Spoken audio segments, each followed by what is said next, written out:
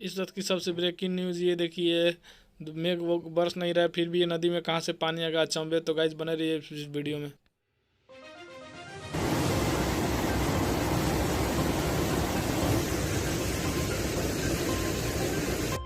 Video में बने रहिए ध्यान से।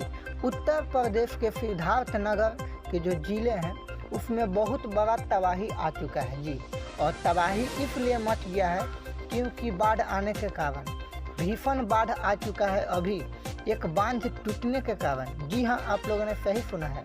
आप सबको बता दूं कि सिद्धार्थनगर में जो बांध टूटा है उस जगह का नाम है दरिया।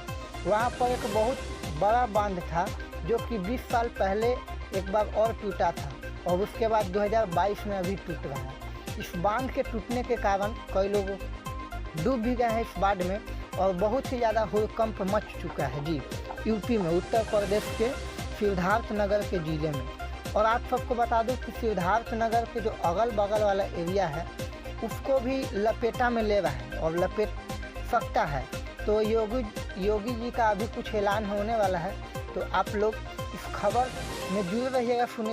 तो भाई मेरे वीडियो को देख रहे हैं तो इस जुड़े रहिएगा वन जनकाई न्यूज़ से और सारी सब्सक्राइब कर दीजिएगा ताकि आने वाले वीडियो आपको नोटिफिकेशन मिल जाए।